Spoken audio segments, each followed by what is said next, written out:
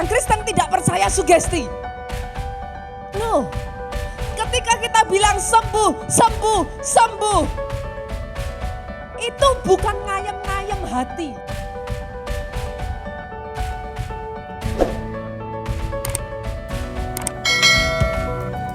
Kalau hari-hari ini masih ada di antara saudara yang berkata seperti sebelumnya. Dengar saudaraku, kalau kau masih berkata, pastor, pengharapan saya mengecewakan saya, it's not supposed to be like that. Saya ulang sekali lagi saudaraku, karena kalau Alkitab saya tidak salah, Roma 5 ayat 5 mengatakan pengharapan tidak mengecewakan. Pengharapan tidak boleh mengecewakan. Kalau hari ini masih ada di tempat ini, saudara datang di tempat ini dan saudara berkata, pastor, pengharapan saya mengecewakan, saya dengar baik saudaraku. Periksa sekali lagi dasar dari pengharapanmu. Karena selama dasarmu benar, Alkitab saya mengatakan iman adalah dasar dari segala sesuatu yang kau harapkan. Selama dasarmu benar saudaraku, dengar baik, pengharapan tidak boleh mengecewakan. Hari ini saya berdoa saudaraku, bahkan bukan saya berdoa, saya sudah melihat di tengah-tengah saya saat ini, baik saudara yang mendengarkan melalui streaming ataupun saudara mendengarkan dari YouTube saudaraku, ataupun saudara mendengarkan firman ini langsung dari tempat ini, dengar baik-baik. Hari-hari ini saya sudah melihat iman demi iman satu persatu jemaat di tempat ini. Saya tahu saudaraku, saya bukan mengimani, I know. Saya tahu iman satu persatu jemaat di tempat ini itu sedang mengalami ledakan. Satu demi satu, hari-hari ini truly saudara. Whatever you can believe, you can receive. Really. Under this kind of anointing, saudaraku. Whatever you can believe. Itu sebabnya kalau hari-hari ini imanmu itu masih untuk satu level bangunan, saudara. Too bad. Sayang. Kalau hari-hari ini engkau masih hanya bisa mempercayai 2 level. 3 level, 4 level, Pak, maaf Pak, tapi saya harus ngomong sayang. Ini yang ada di sini ya saudaraku. Seriously, whatever you can believe, as big as what you can believe, you will receive. Jadi kalau saudara datang di tempat ini, dan saudara hanya mempercayai yang kecil, I'm so sorry. Saya kasihan dengan saudara. Beneran saudara. Kalau saudara sudah datang ke tempat ini, you better believe for the big one. Minggu lalu kita sudah belajar ada 2 jenis iman. Iman level dasar, iman next level. Kalau saudara imannya baru level dasar, percaya karena melihat, it's okay. It's okay, that's good, rather than you don't believe at all, even though you see. Itu lebih parah, udah lihat masih gak percaya gitu. Jadi kalau sekarang saudara ada di level yang lihat dulu baru percaya, that's okay, at least you believe. Don't stay there too long. Jangan bertahan di sana terlalu lama. Karena ketika saudara punya next level of faith, yang saudara lihat, benar-benar bukan akan menggoncangkan hidup saudara, akan menggoncangkan Indonesia saudara. Truly. Sekarang ini, saat ini saudaraku, saya sudah bisa melihat. Saya melihat dengan sangat jelas. Satu demi satu, kalau mujizat yang sudah terjadi itu mau dihitung. Saya nggak tahu udah berapa jumlahnya saudara. Certainly bukan puluhan, bukan ratusan. Saya yakin itu jumlahnya sudah ribuan. Kesaksian terus menerus kok saudaraku. Baru saja pagi hari ini saya buka handphone. Saya berdoa, saya masuk dalam doa pagi hari ini saudaraku. Saya mau mandi, saya buka handphone. Sudah kesaksian lagi. Miracle upon miracle upon miracle upon miracle. Kalau saudara pun hari ini datang di tempat ini karena mendengar kesaksian itu. Jangan datang hanya untuk mendengar. Langsung ambil aja, beres perkara saudaraku. Karena di tempat ini saudara tidak hanya sekedar datang untuk melihat. Don't just see. Sudah jauh-jauh ke sini, ambil sebanyak yang bisa saudara ambil. Dan dengar baik, saudara yang tinggal di rumah ini, kalau saudara mengizinkan yang di luar sana mengambil lebih banyak, saudara keterlaluan. Loh, saya marah, saudaraku. Bagaimana orang yang di luar sana bisa dapat lebih banyak dari saudara yang tinggal, anak dari rumah ini? Saya marah. Ambil lebih banyak. Yang di luar saja percaya banyak loh, saudaraku. Kesaksian demi kesaksian yang saya dengar, orang-orang yang ada di luar sana itu kesaksiannya ngeri-ngeri. Mereka hanya tap in a little bit. Mereka bahkan gak bisa datang di sini bersama dengan saudara. Mereka ada jauh di luar sana. Tempat mereka terlalu jauh untuk bergabung bersama saudara di sini. Sebagian besar dari mereka, banyak di antara mereka setelah melihat, mereka join ke sini. Tapi saudara yang ada di dalam sini, you take too little. Too bad. Ambil sebanyak mungkin. Dan hari ini saudaraku, apa yang akan saya bagikan? Saya akan berbicara tentang yang namanya deklarasi kemenangan. Enggak bisa saudara pisahkan antara ledakan iman ini dengan deklarasi kemenangan. Saya akan ajak saudara melihat sesuatu yang saya yakin saudara sudah pernah baca sebelumnya. Tapi ini sungguh-sungguh membangkitkan iman saya, saudaraku. Buka saudara ayatnya di dalam Roma pasal yang ke-10, ayat yang ke-8 sampai ayat yang ke-11. Bahkan sementara saya naik di atas panggung ini saudara, saya tahu saya sudah menerima mujizat saya. Roma 10 ayatnya yang ke-8 sampai 11, yang sudah ketemu katakan amin. Saya baca ayat 8, saudara baca ayat yang ke-9, kita baca bergantian saudaraku. Nanti saya akan bacanya sedikit-sedikit saudara dari ayat ini, karena langsung saya akan mengajak saudara untuk memahami terlebih dulu. Tetapi apakah katanya? Ini, dengar saudaraku, firman itu dekat kepadamu. Saya ulang ya saudara, firman itu dekat kepadamu. Firman itu gak jauh-jauh. Firman itu bukan 2000 tahun yang lalu. Firman itu bukan di kitab yang mati. Ayat ini mengatakan firman itu dekat. Multimedia, munculkan terus saja ayat ini. Karena saya butuh untuk terus mengupas satu demi satu. Firman itu dekat saudara. Pertanyaan saya, apa itu firman Ibu? Apa itu firman? Firman itu perkataannya Tuhan. Perkataannya Tuhan gak jauh. Firman itu apa Pak? Firman itu janjinya Tuhan. Yohanes 1 ayat 1 mengatakan firman itu apa Pak? Firman itu pribadinya Tuhan sendiri. Dia bukan nun jauh di sana Pak, sorry. Dia bukan duduk di mana antah berantah, no. Firman itu dekat, I have to say it to you. You are not alone. Firman itu dekat di mana? Dalam diri kita ini, di mana letak firman? Saya lanjutkan, yakni di dalam mulutmu. Ekonya bisa dibantu ini. Dan di mana saudara? Di dalam hatimu. Bagian dari diri kita mana yang merupakan rumahnya firman? Saudara harus mengerti. Dalam dirimu ini ternyata tempat tinggalnya firman itu ada dua. Firman tinggal di mulut. Firman tinggal di hati. Saya lanjutkan saudaraku. Firman yang tidak jauh itu, yang dekat itu, yang tinggal di mulut dan tinggal di hatimu itu, itulah firman iman. Itulah firman iman yang diberitakan Rasul Paulus. Yang diberitakan para rasul. Yang kami beritakan kata firman Tuhan. Ayat 8, yuk baca ayat 9 dengan suara keras 2-3. Sebab jika kamu mengaku dengan mulutmu bahwa Yesus adalah Tuhan dan percaya dalam hatimu bahwa Allah telah membangkitkan dia dari antara orang mati, maka kamu diselamatkan. Ayat 10, karena dengan hati orang percaya. Saya ulang saudaraku, dengan apa orang percaya? Pak, sorry, orang tidak percaya dengan logika. Itu sebabnya kalau saudara berkata, pastor, tapi kok gak masuk akal ya? Ya memang, ibaratnya saudara bernafas dengan telinga, mananya yang masuk akal? Sorry, saudara salah sambung. Gak pernah ada saudaraku. Masalahnya orang Kristen tidak menggunakan fungsinya dengan benar. Mau percaya pakai logika, nggak bisa. Mau percaya pakai pikiran, nggak bisa. Memang tidak diciptakan untuk itu.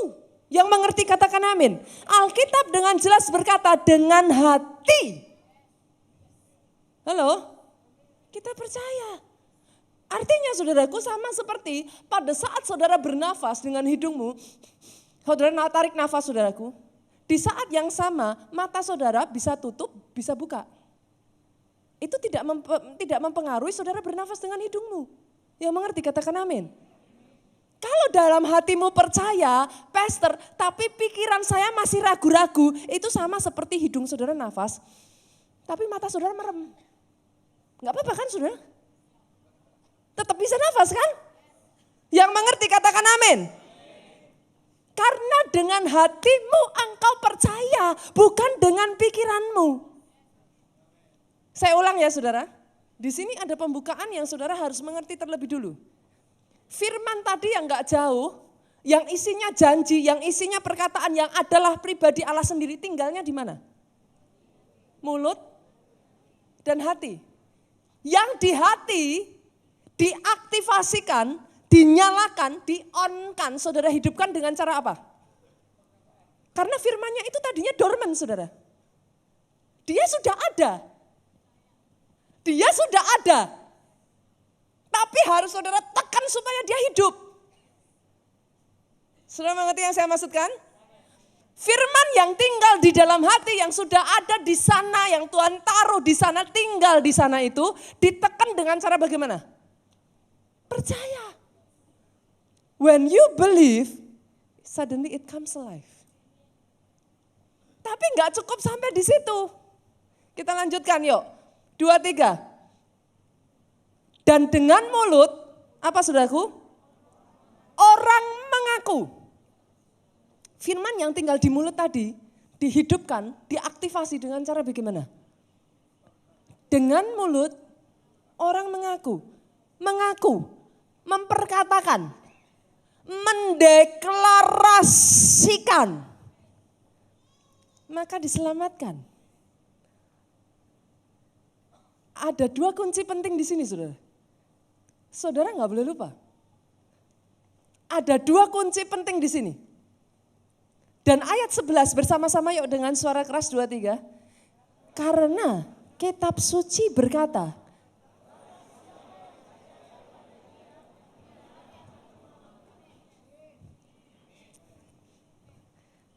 Iman itu nggak beresiko saudara. Tidak percaya justru beresiko. Halo? Petrus beriman, dia langkahkan kakinya berjalan di atas air, tidak beresiko. Ketika dia berjalan di atas air, goyah imannya, itu beresiko. Dia tenggelam, jangan dibalik-balik. Yang mengerti katakan amin. Yang mengerti aminnya yang paling keras. 2 kata kunci dari ayat yang baru saja kita baca ini, firman iman. The word of faith. 2 hal ini jangan dipisahkan. Firman itu harus tinggal dulu. Setelah itu iman. Ada begitu banyak orang bertanya kepada saya. Perhatikan ini saudaraku. Firman ditambah iman, jadilah keselamatan. Alkitab tadi mengatakan sudah.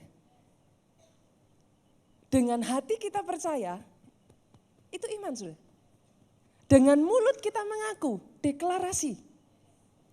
Sama dengan keselamatan. Saya ulang ya saudara. Firman ditambah dengan iman, keselamatan. Firman ditambah dengan iman, kelepasan. Firman ditambah dengan iman, mujizat.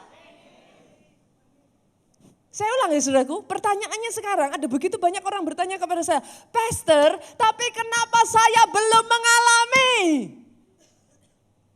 Alkitab berkata, aku percaya sebab itu aku berkata-kata. Halo, pertanyaannya aku percaya, percayanya pada apa dulu? Saudara percayanya pada apa? Sorry loh saudara, orang Kristen itu bukan Pak sugesti. Kita nggak sugesti.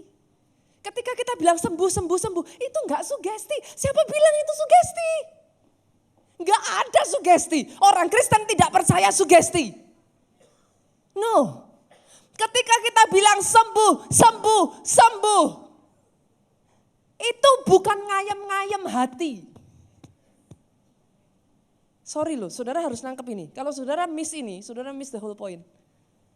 Ketika saudara berkata sembuh karena ada dasar firman-Nya, dasar perkataan Tuhan-Nya, dasar janjinya Tuhan yang mengatakan, oleh bilurku, engkau sembuh. I took all of your sicknesses and infirmity. Yesus yang saya tahu, enggak bohongan kalau bilang itu sudah. Kalau dia bilang dia sudah ngambil, siapa saudara berhak ngomong belum diambil?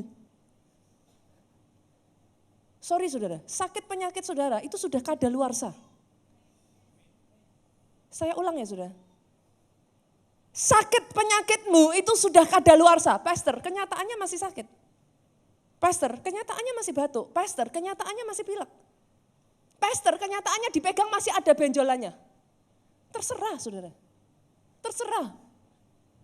Karena apa yang terlihat telah terjadi dari yang tidak terlihat. Perkara itu belum terlihat, saya enggak peduli. Karena janjinya sudah bilang ada. Ibrani mengatakan sudah selesai. Kenapa saya mengatakan sakit penyakit saudara itu expired? 2000 tahun yang lalu ada satu sosok pribadi datang ke dunia ini. Dia punya kuasa, pada hari yang ketiga dia dibangkitkan saudaraku. Dan orang itu mengatakan, pribadi itu mengatakan, aku mengambil sakitmu, aku mengambil semua kelemahan tubuhmu. Jadi gak boleh ada, gak bisa ada. Karena sudah expired. Why you keep on believing something that is already expired? Kenapa saudara mempercayai terus sesuatu yang sudah kadaluarsa?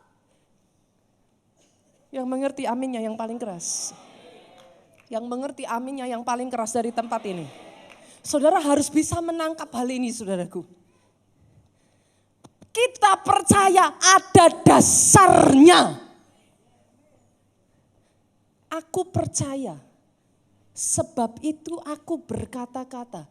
Setelah saudara tahu, yang saudara percaya itu bukan sugesti. Yang saudara percaya bukan ngayem-ngayem. No, yang saudara percayai adalah perkataannya Tuhan sendiri.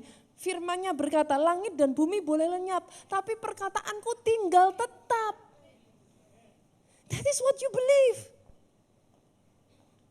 Kalau yang saudara percayai tidak ada di dalam Alkitab, itu namanya mengada-ada, saudara. Yang mengerti, katakan amin. Pastor, saya percaya. Saya sudah saking cintanya kok. Saya cinta mati. Tuhan kan senang kalau anaknya bahagia. Tapi masalahnya dia sudah punya istri. Tapi saya percaya. Pasti bercerai. Saudara sorry, dasarmu apa? Kalau saudara enggak punya dasar, Alkitab berkata jangan sesat. Jangan sesat. Saudara bukan sugesti, you believe in the word of God.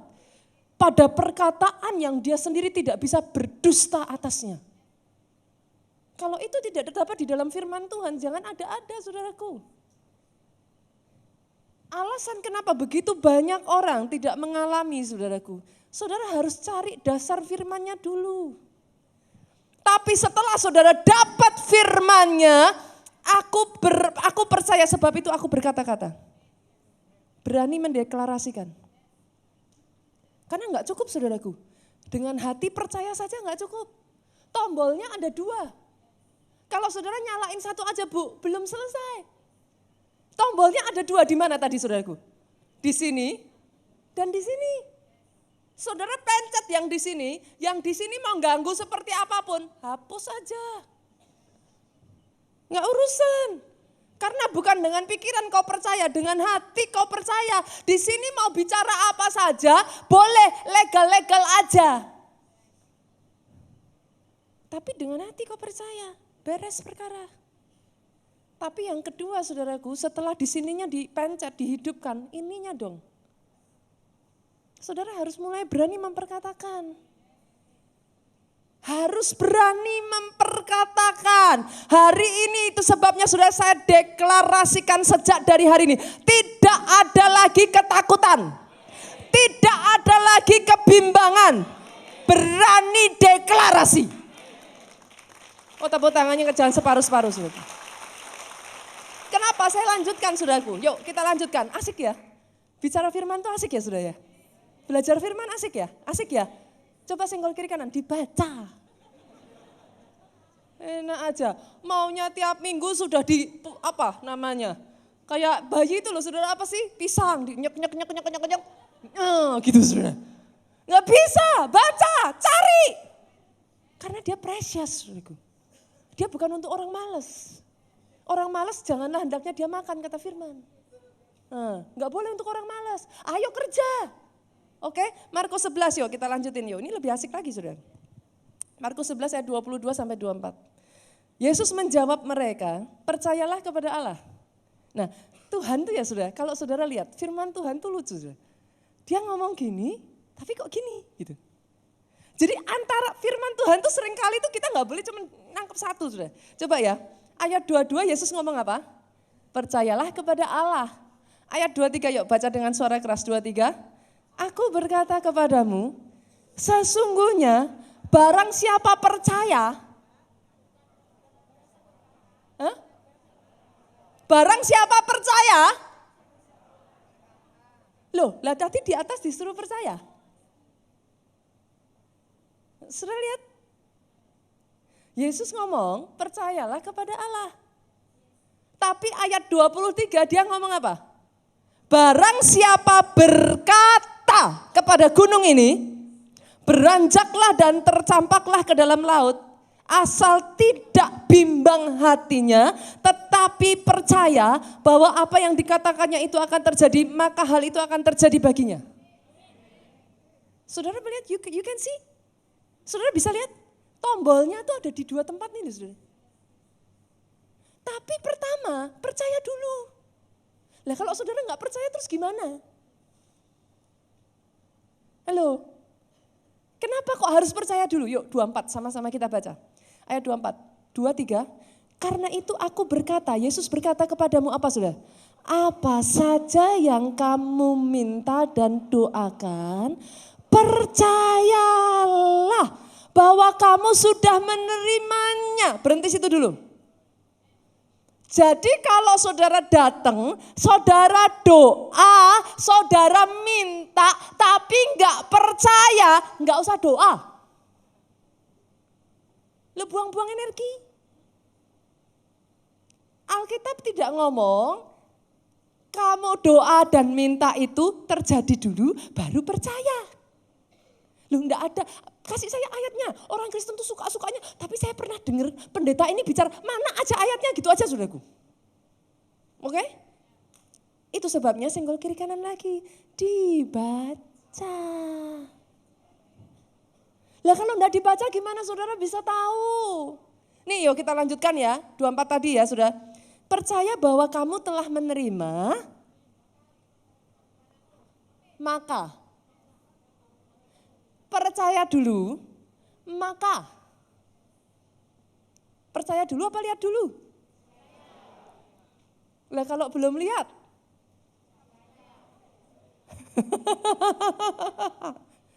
Saudara bisa melihat? Kenapa belum terjadi? Sederhana. Banyak anak Tuhan maunya bayi terus. Saya selalu ngomong saudara, bagi saudara yang datang ke tempat ini pertama kali, selalu ada yang namanya blessing for the newcomers. Beneran saudara? Blessing for the newcomers, saya sudah melihat itu saudara. Bahkan orang gak butuh susah-susah. Kadangkala ada banyak orang akhirnya iri. Kok curang ya pastor? Itu enggak percaya loh. Tapi kok dapat? Saya sudah percaya. Tapi kok belum dapat. Saudara lihat, jangan iri sama yang masih bayi. Oke? Loh sorry saudara. Selalu ada blessing for the newcomers itu selalu ada. Saudara. Jadi kalau saudara datang ke gereja ini, souvenirnya jiwa baru itu bukan yang di sana itu loh saudaraku. Sorry. Karena souvenir yang di sana itu dibawa pulang sebentar juga saudaraku. Tapi souvenirnya saudara datang di tempat ini for the newcomers, if you can believe. Itu jadi atas hidup saudara begitu saja. This is a land of abundance. Saudara. Sungguh, this is a land of abundance. Saudara ambil berapapun gak akan habis di sini. Tapi Alkitab, ketika saudara bertumbuh dewasa, Alkitab itu mengatakan, saudaraku dengar baik. Apapun yang kamu minta dan doakan, percaya dulu. Jangan berdoanya sambil gak percaya. Pastor, buktinya saya percaya gak percaya gimana? Jelas, aku percaya sebab itu aku berkata-kata. Lah apa yang saudara katakan? Karena dari hati terpancar. Sorry loh saudara tuh gak bisa bohong sama diri kita sendiri. Yang mengerti katakan amin. Asik ya saudara? Asik ya? Kita gak bisa bohong sama diri kita sendiri. Selama ini gak sinkron, gak bisa. Simple kok. Saudara harus sejajar antara ini. Maksudnya gimana pastor? Saudara mempercayai kesembuhan. Yang saudara lihat belum sembuh. Alkitab ngajarin apa? Lihat dulu apa percaya dulu? Saya ulang. Berarti kalau belum ngelihat, saudara bisa ngerti? Karena yang saudara lihat, yang dilihat mata ini fana, sementara. Yang tidak terlihat itu kekal. Orang Kristen pola pikirnya harus dirubah. No, enggak boleh saudara. Saudara enggak boleh lihat dulu baru percaya. Memang Alkitab nyuruhnya percaya dulu. Pastor, berarti kalau belum melihat tetap percaya. Banyak orang saudara sudah tahu kebenaran ini. Banyak orang sudah tahu ini cara kerjanya Tuhan, tapi susah sekali. Karena sejak dari dulu saudaraku, coba saudara lihat. Cara kerja Tuhan itu enggak berubah. Dia ngelihatnya Tuhan itu enggak pernah gini saudara. Lihat keadaan, bicara keadaan, enggak ada. Tuhan kita gak pernah kayak gitu. Cek sejak dari kejadian, bumi gelap gulita. Kacau. Tuhan ngomong apa? Gelap. Yo, dicek lagi ayatnya dicek sudah. Waktu bumi kondisinya gelap gulita, Tuhan datang, deng gitu saudaraku. Dia lihat bumi gelap, bumi kacau. Dia bilang apa? Kacau sekali. Gitu? Enggak ada. Bumi gelap gulita, kacau. Tuhan bilang, jadilah terang. Maka terang jadi. Saudara melihat pola kerja Tuhan? Tuhan lihat Abram enggak punya anak. Malah sekalian dipanggil Abraham. Dia enggak punya anak, Bu. Namanya Abram. Justru dipanggil sama Tuhan. Abraham, hai kau bapak banyak bangsa. Loh karena kayak bercandaan tuh saudara. Saudara mengerti maksud saya? Cara kerja Tuhan tuh dari dulu enggak berubah. Yang berubah tuh siapa toh? Kitanya. Loh Tuhan tuh dari dulu sama kok baca. Pada saat Tuhan melihat Gideon ketakutan. Pada saat Tuhan melihat Gideon yang chicken out, pengecut. Malaikat Tuhan disuruh datang, manggil Gideon apa? Kau pengecut gitu. Enggak ada, baca ayatnya. Malaikat datang, nyamperin Gideon bilang, hai engkau pahlawan gagah berani. Cara Tuhan kerja sama dari dulu, enggak berubah. Masalahnya kita nih loh, anak-anaknya yang mau nirun siapa sih saudara? Saudara tuh anaknya siapa sih? Yang mengerti katakan amin. Kita ini anaknya siapa? Bapak kita kalau lihat situasi jelek, dia nggak cerita tentang situasi. Udah tahu situasinya jelek. Nggak butuh keahlian khusus untuk melihat yang jelek, saudara. Sudah tahu kan jelek kan? Tuhan juga tahu Simon itu goyang terus, ragu-ragu terus. Tapi Tuhan datang, Yesus datang, dia panggil siapa Simon? Hai, Petrus. Tuhan itu nggak bilang, ini saudaraku. Simon itu artinya alang-alang. Goyah, gampang goyang Bu. Petrus itu artinya batu karang. Ketika Yesus lihat yang goyang, dia bicaranya batu karang. Dari dulu kala, sejak dulu kala cara kerja Bapak kita sama. Dia tidak menceritakan situasi dan kondisi. Pertanyaan saya sekarang, what do you say? Apa yang kau katakan? Hati-hati loh saudara, be careful with what you say. Karena firman tadi punya rumah di mana?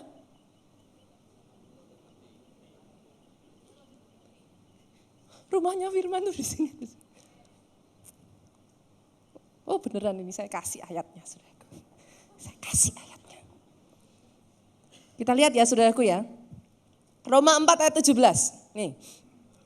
Seperti ada tertulis, engkau telah kutetapkan menjadi bapak banyak bangsa di hadapan Allah yang kepadanya ia percaya, yaitu Allah yang menghidupkan orang mati dan yang menjadikan dengan firman-Nya apa yang tidak ada menjadi ada. Tuhan itu ya saudaraku, bahasa aslinya di sini, call those things which are not as though they were. Saya ulang ya, call those things which are not. Tuhan itu memanggil yang belum ada, which are not, belum ada, bukan.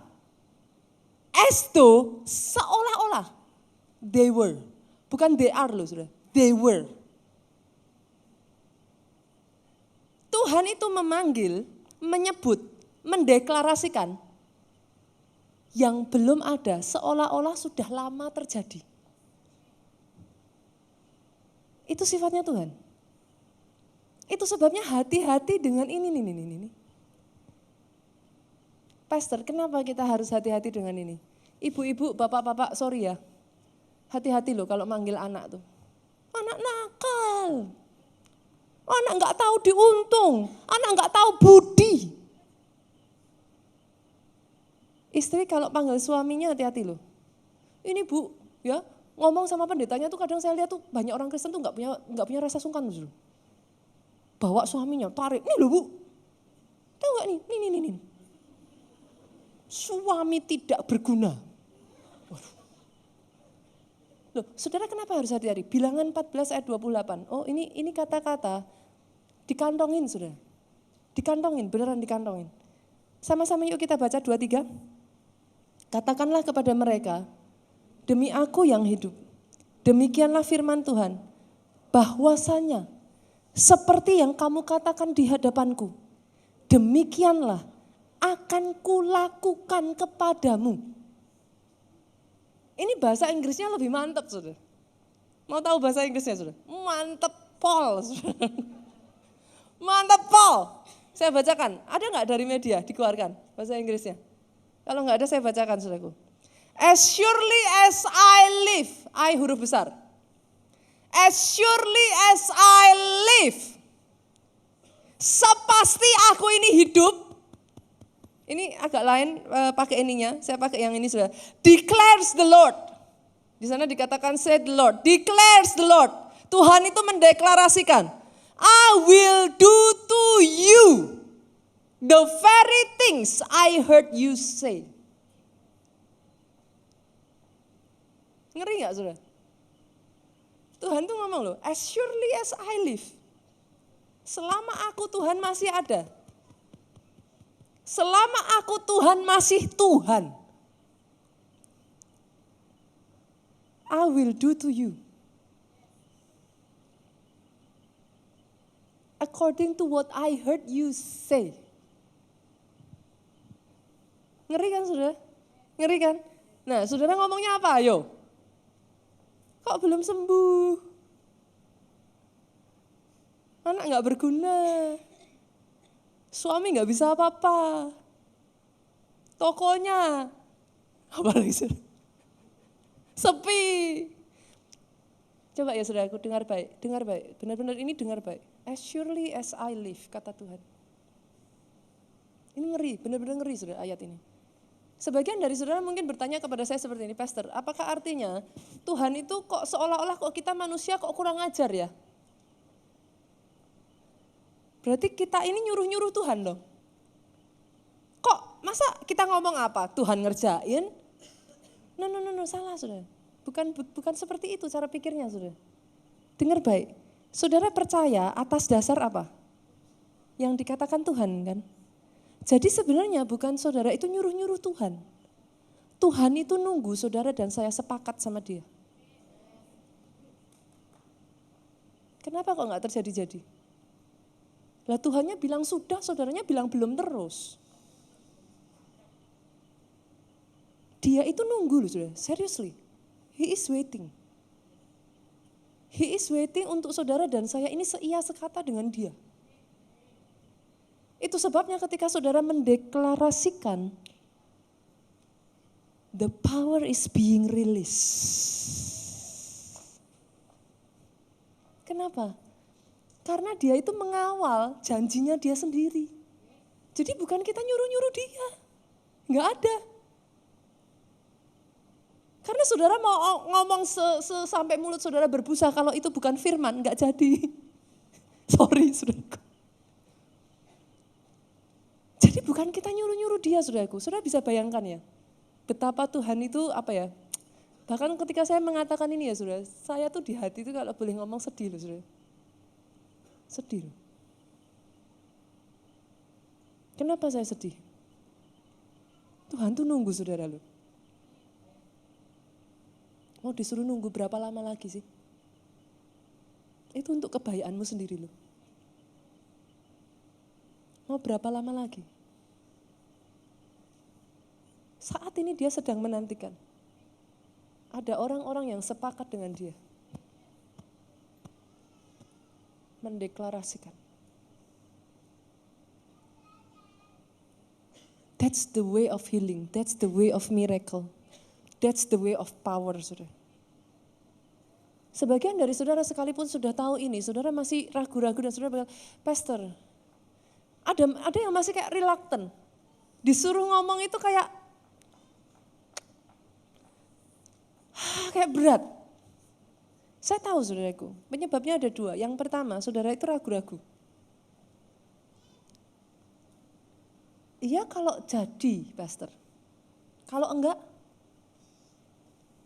saudara bisa mengerti? Benar ya? Kalau aku bilang sembuh, ternyata enggak sembuh gimana? Saudara bisa mengerti yang saya maksudkan? Nanti malu. Lebih baik panci gosong karena sering dipakai daripada berkarat karena enggak pernah dipakai. Buat Sadrak, Mesak, Abednego, saudaraku, lebih baik mati karena percaya daripada hidup tapi tidak memegang teguh iman. Itu Sadrak, Mesak, Abednego, saudara. Pastor, terus gimana kalau tidak terjadi? Sesederhana ini, saudara. Itu tuh hukumnya Tuhan, saudara. Saya tanya, saudara. Kalau saya megang benda, saya lempar ke atas, turun enggak? Perlu dibuktikan enggak, saudara? Kenapa? Lah kok kalau yang tadi perlu dibuktikan, Pak? Saudara ngerti? Sebenarnya sepasti itu, saudara. Why is it so hard?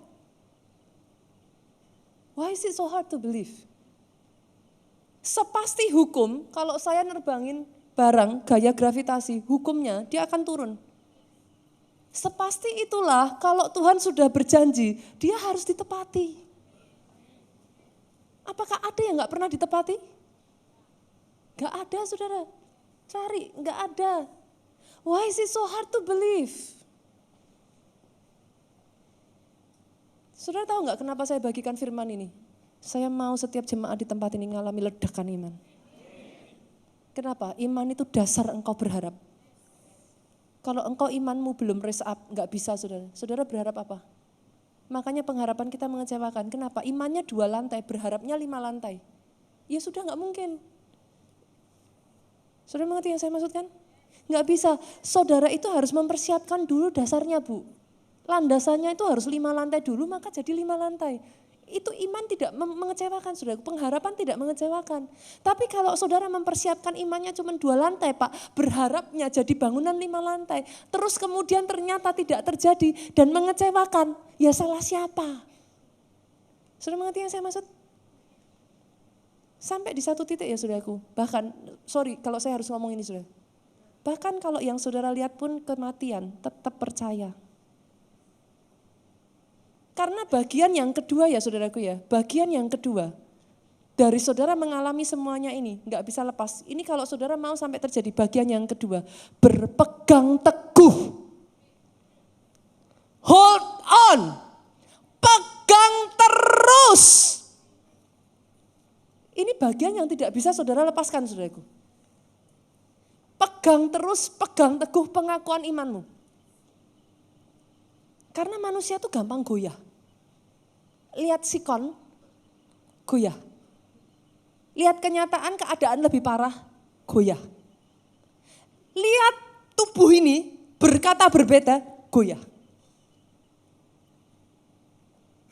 Kenapa? Karena kita punya tendensi lebih percaya yang dilihat daripada yang tidak terlihat. Padahal Alkitab bilang yang dilihat ini sementara. Justru yang tidak terlihat kekal. Saudara bisa nggak ngelihat yang tidak terlihat ini? Dan bertahan di situ. Ayatnya mana Pastor? Ada ayatnya. Yuk kita buka yuk. Ibrani pasal yang keempat. Sorry saudaraku.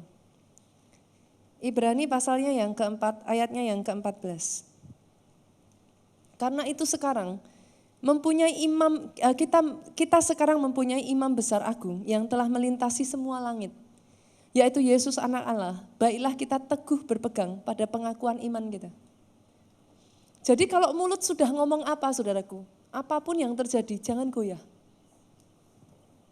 Kalau saudara sudah bilang, aku sembuh, masih batuk jangan goyah. Aku sembuh, badannya masih gak enak, jangan goyah. Saya belajar, saya pun sedang belajar. Jadi saudara jangan merasa, Pastor kok saya belum bisa, gak apa-apa, ayo kita belajar sama-sama. Karena kita memang sudah terbiasa untuk melihat yang terlihat, saudaraku. Sekarang ini kita diajarin untuk melihat yang tidak terlihat. Berarti maksudnya gimana, Pastor? Benjolannya masih ada? Percaya.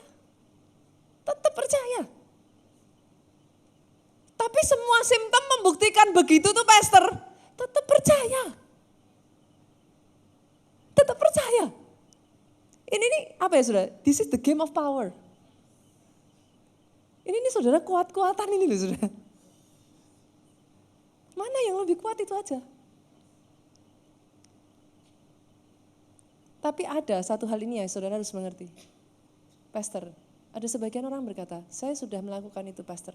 Dan ternyata Tuhan berkehendak lain. Tetap percaya.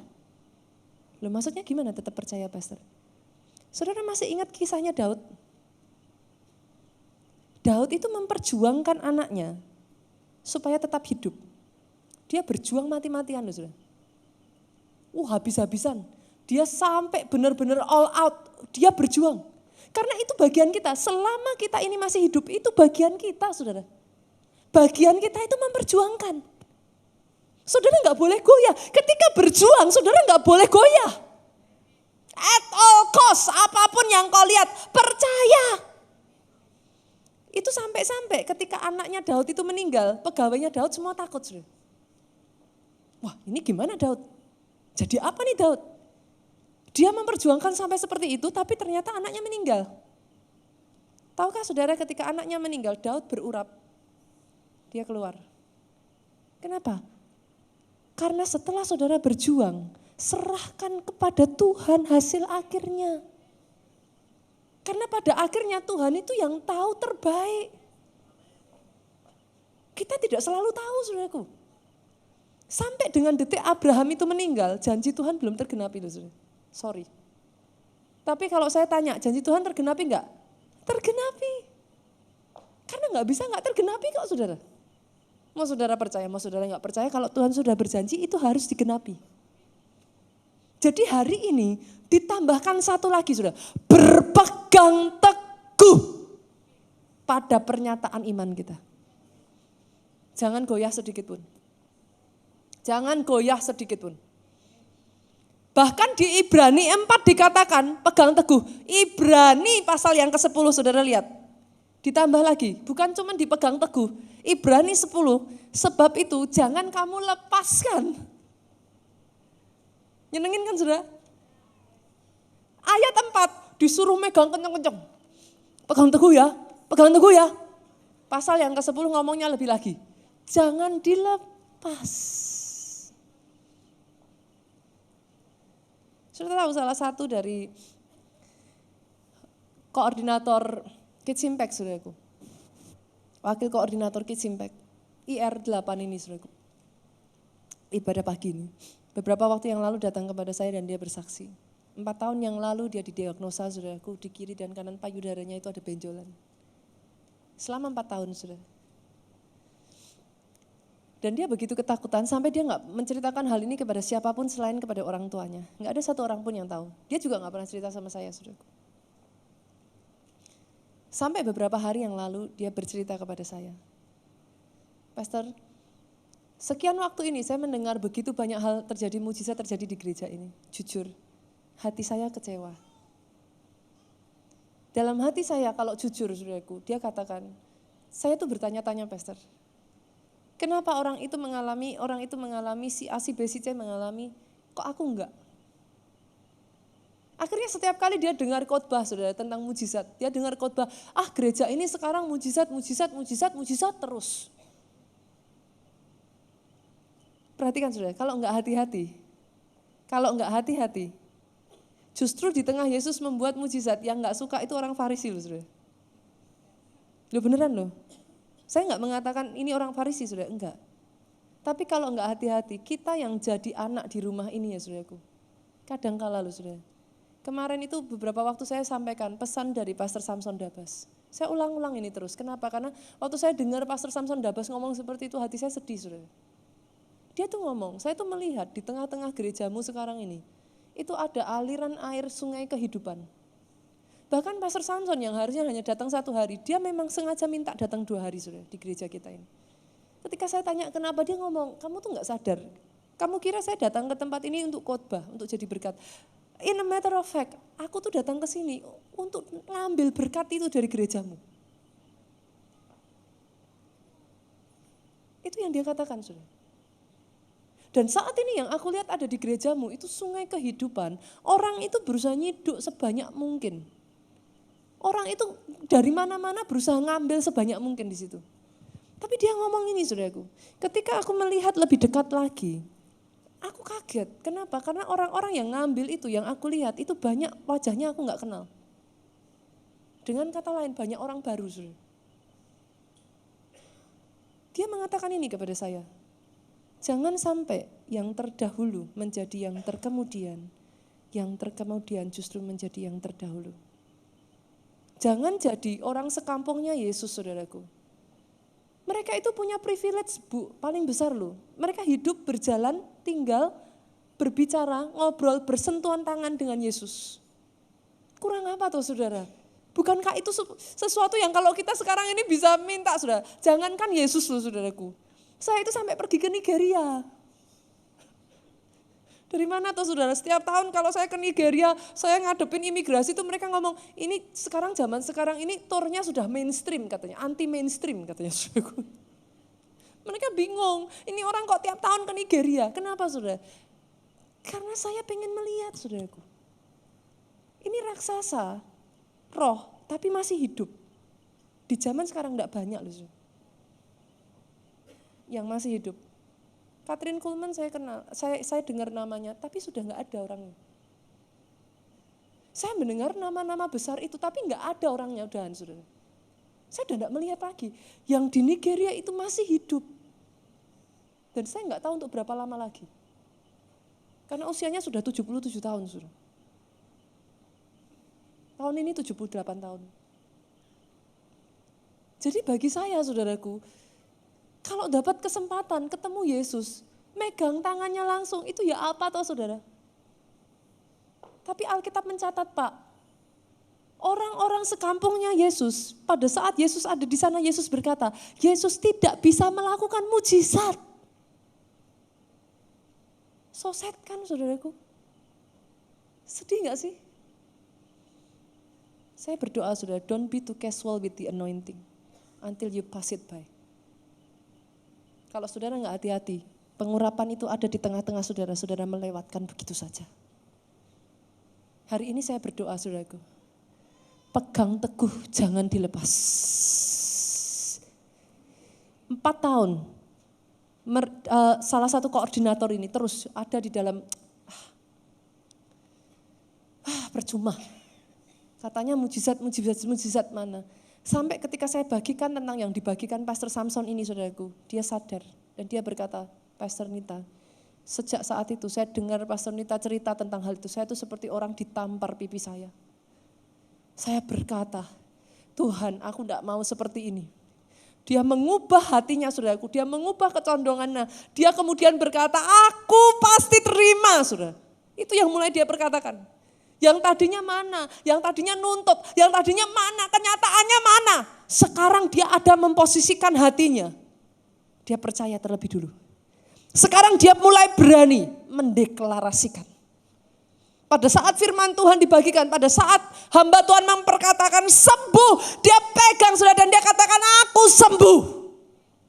Sudah tahu, kemarin dia ketemu dengan saya dan dia berkata, setelah dilakukan check up rutin saudaraku di sekolahnya, tempat di mana dia kerja sudah. Dicek payudara kiri, dokter berkata, dia udah gak berani lihat layar sudah. Dia katakan, saya tuh saking ketakutan pastor, saya tuh gak berani lihat layar.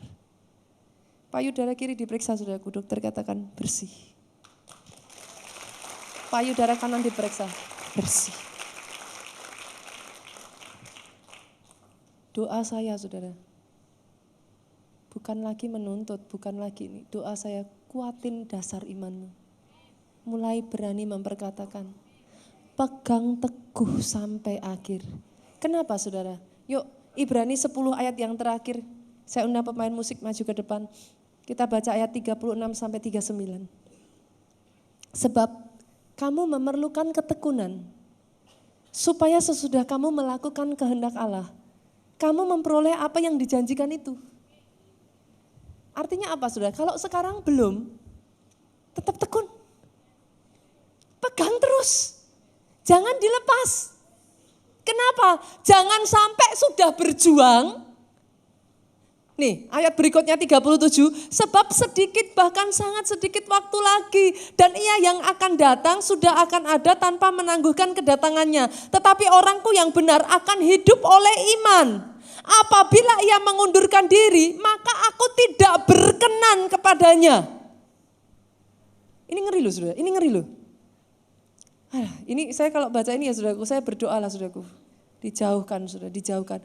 Tetapi kita bukan orang yang mengundurkan diri dan binasa, tetapi orang yang percaya dan beroleh hidup. Saudara boleh memulai dengan apa saja saudara. Paling penting akhirnya. Benar saudara? Bisa kebayang gak sih saudara?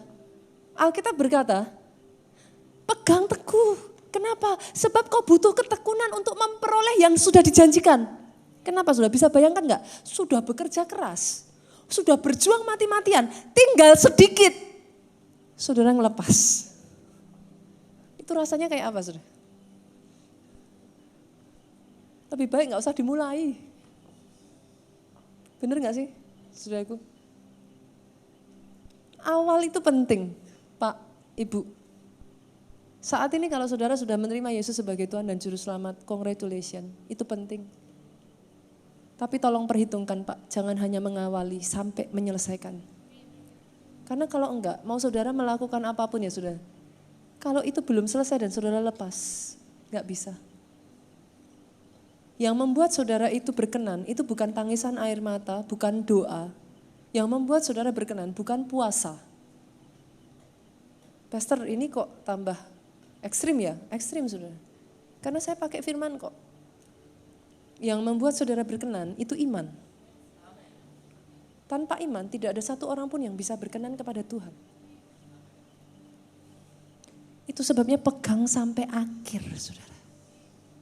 Jangan dilepas. Buktinya sederhana loh saudaraku. Semua yang dikhotbahkan di gereja kita ini ya saudara, setiap bulan. Rema setiap bulan Pak, itu terjadi loh Pak. Sejak awal tahun ini saudara, ketika yang disampaikan tentang keuangan, mujizat melampaui akal pikiran, mujizat breaking record, mujizat semua itu terjadi loh saudara. Bulan berikutnya jalan mujizat kesembuhan. Terjadi begitu saja. Itu kesembuhan dengan aneka ragam saudaraku, bahkan sampai janin nanti disaksikan. Janin yang sudah mati dibangkitkan kembali. Itu satu demi satu mujizat, that's real. Ini baru saja saudaraku ada satu orang ibu saudara. Datang ke tempat gereja kita ini baru 3 bulan saudaraku, belum lama. Dia datang ketemu Pak Jo, itu kondisinya tuh udah muram gini saudara. Minggu didoakan saudara. Hari Seninnya saudaraku, habis Minggu didoakan, hari Seninnya saudara. Dia bercerita, sejak dari hari Minggu itu, Senin, Selasa, Rabu, Kamis, Jumat, Sabtu saudara. Hari Minggunya datang ke gereja kita itu ketemu sama Pak Ne saudara. Ketemu sama Pak Ne itu teriak-teriak, Pak Ne, Pak Ne. Pak Ne ngeliatin bingung saudara, liatin ibunya nih, ada apa? Katanya saudara. Saudara, sepanjang Senin, Selasa, Rabu, Kamis, saudaraku, itu mujizat terjadi begitu rupa. Ruko demi ruko, rumah demi rumah, satu demi satu, saudaraku. Aset propertinya dia, saudara, yang baik yang disewakan maupun yang dibeli, saudara, itu terjual begitu saja, tersewakan begitu saja. Yang tadinya sudah nggak bisa, ini kan cerita saya sudah pernah ceritakan, saudaraku. Yang tadinya sama sekali udah diobral murah aja nggak ada yang mau, saudara. Ini nggak diobral, malah dikasih harga tinggi, orang antri-antri, saudara. Begitu saja, saudara. Besoknya datang lagi, terjadi mujizat lagi. Kemarin saudara, baru sekitar seminggu yang lalu kita ketemu lagi orangnya ini. Wah, menyala-nyala. Ketemu Pak Ne lagi di bawah saudaraku.